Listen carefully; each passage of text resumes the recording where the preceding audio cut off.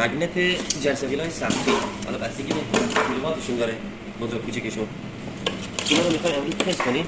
اینا نمونه ایرانیه، یعنی دادن ایران ساخته از روی نمونه ایتالیایی.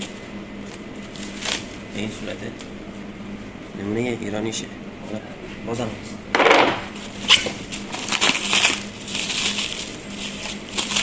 همه نمونه مشخصه.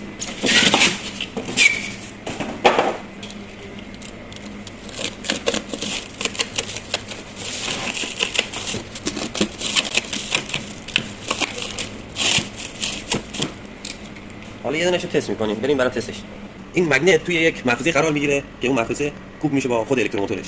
توی این محفظه این صفحات داره. این صفحه اولیشه. این صفحه اینجوری میشینه با یه سری فنر تو این سوراخ‌ها، فنر و پین که تو این سوراخ‌ها میشینه، این صفحه رو دور میگیره و بعد از مگنت شدن این صفحه میچسبه، اون جرثقیل آزاد میشه و میتونه عملکردش انجام بده و بعد از خاموش شدن دوباره به صورت قفل در میاد. حالا میخوام به صورت خیلی معمول و یه تست لحظه‌ای این کارو انجام بدیم. این مگنت‌ها به صورت ستاره سربندی میشن. حالا ما سه تا سر رو یا سه تا تمو میگیریم و ستارهشو می‌کنیم. به صورت موقت ستارهشو می‌کنیم که بتونیم استارت کنیم. آمپرمتر رو می‌ذاریم، صفحه رو می‌ذاریم، صداشو فقط گوش بدیم متوجه، یعنی حاکی از همه چیز هست. مگنت رو به صورت یک نواخت می‌ذاریم و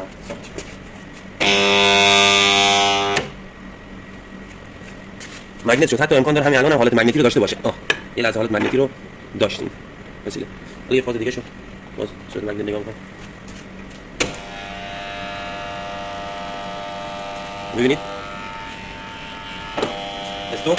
حالا ببینید حالت مگنتی. اینه مگنت جرثقیل ما به این صورت. حالا ساخت کشور خودمونه.